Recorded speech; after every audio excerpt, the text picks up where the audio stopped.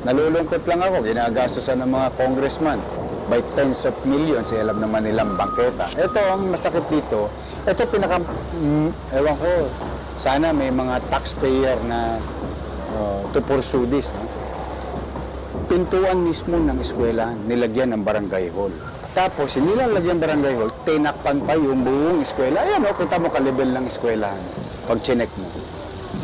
Mali po yan. Walkway. Bangketa hindi nga madaanan. Alam mo saan dumadaan yan sa gate, yung bata? Pag binuksan yung gate, doon sila sa ilalim ng barangay hall. Parang naging kuweba. That will be a lesson. No? Yung mga barangay dyan, magligpit-ligpit na kayo. Tuloy-tuloy na yan. Kanina nga, may pinapuntahan tayo. Wala na naman building permit eh. Nagpapagawa ng basketball court, multipurpose building. Katabi, easement. Tingnan ninyo.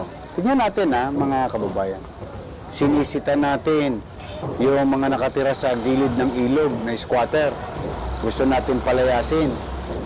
Dahil easement ng ilog. Pero gobyerno mismo, national government mismo, through congressman, yung easement ginawang basketball court at multipurpose. Nung inspection kanina, walang building permit. Talaga nawala ng gobyerno sa Maynila. Inaalam ko ngayon kung kaninong congressman yung pondo na yun. Sasabihin ko rin sa inyo sa mga darating na araw. Pag kayo magtatayo ng gusali o infrastruktura sa lugar na ipinagbabawal ng batas, saan ka nakakita? Pera ng congressman. Pera ng taong bayan. Pagpapatayo ng barangay hall sa bangketa. Ito, nakasakay na sa Kala ko ba tagagawa kayo ng batas? ng payloader.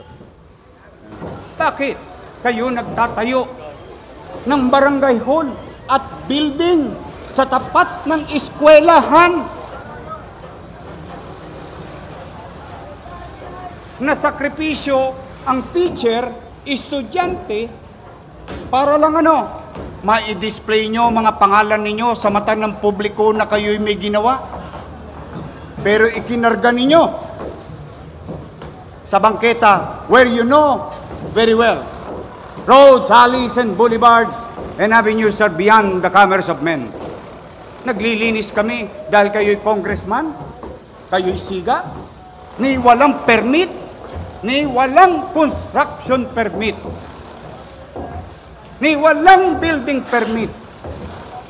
Subukan niyong gawin yan sa harapan ko ngayon. Iohoyo ko kayong lahat.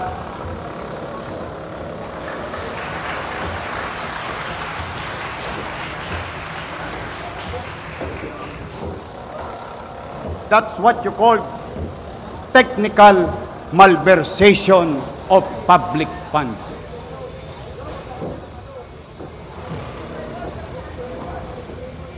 Diyan sa 5th District, kalsada, gagawa nyo ng building sa gitna? Sisira na ba ulo ninyo? Noong panahon na yon, dahil takot sa inyo ang mayor, dito sa Maynila, there is a new sheriff in town.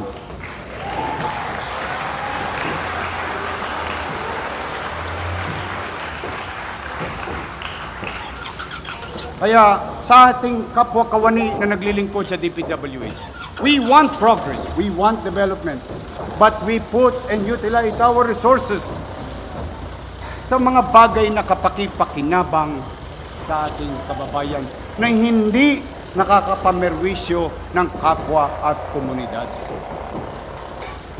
Kaya po, muli, panawagan ko yan. Ngayon, halimbawa naman, nagkasubukan tayo. Try me. Ibalandra nyo yung truck ninyo sa kalsada. Ia-acetylene ko yan.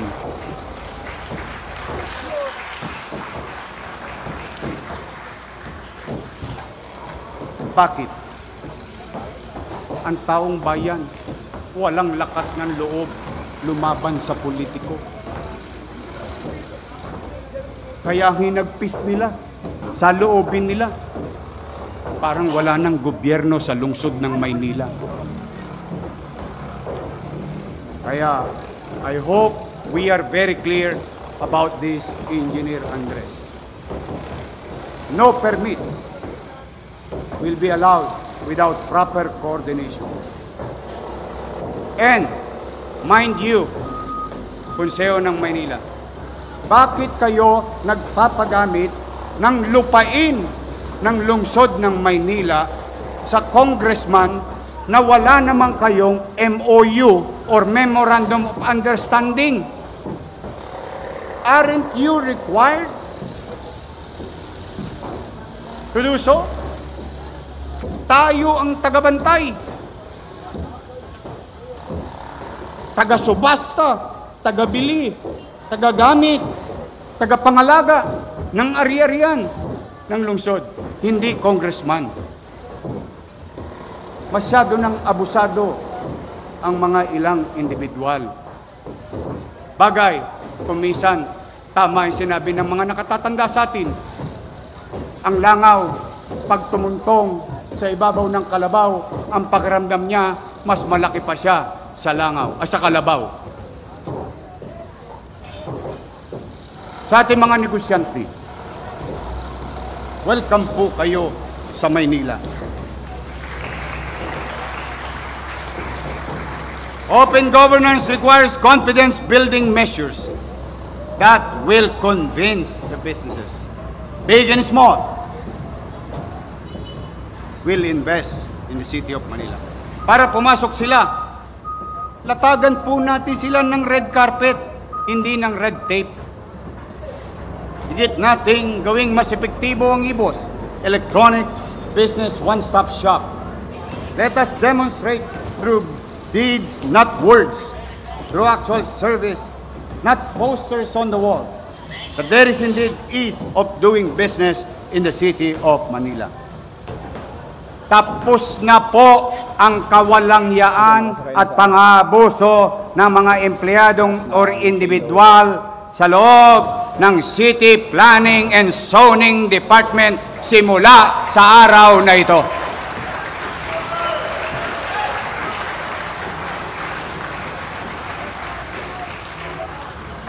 Now, let's go back to our taxpayer. And I appeal before this chamber, this council, and I appeal to you through the leadership of our Vice Mayor, Chia Chensa. I am now submitting before you today the General Tax Amnesty for the people of Manila.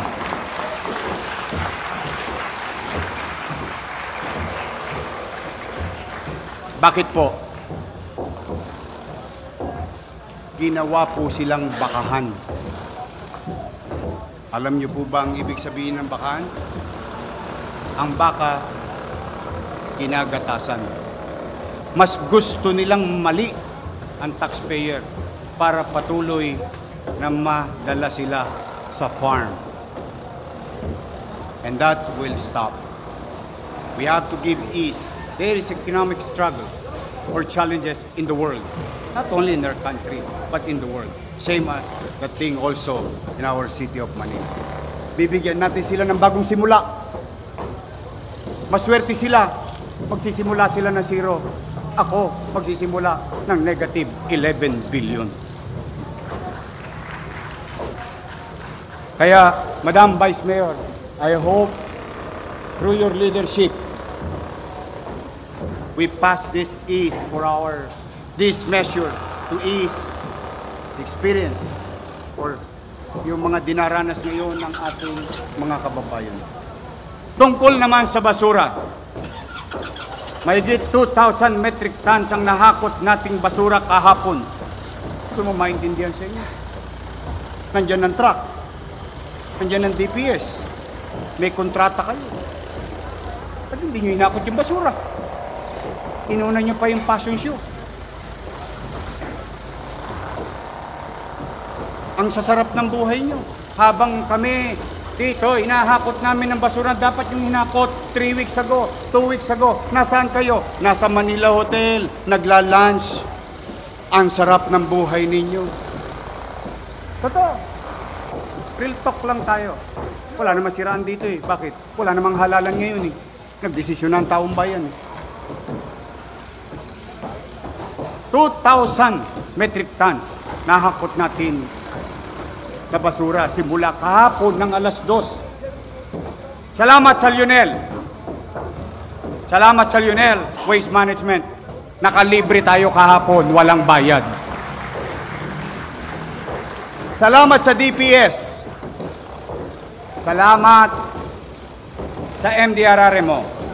Salamat sa City Engineering. Salamat sa MTPB. Bagamat ilang minuto pa lang kaming nagsisimula. Because, as you all know, hindi naman kami bago sa gobyernong ito. It's like riding a bicycle. Muscle memory. And same thing, I have to give credit where it's due to the Metro Manila Development Authority to help us ease the pain and suffering and threat to help of our people. 3 linggo, 4 na linggo. Wala man lang nag-privilege speech dito. Wala man lang isa sa inyo nagtaguyod ng boses ng inyong nire-representang distrito.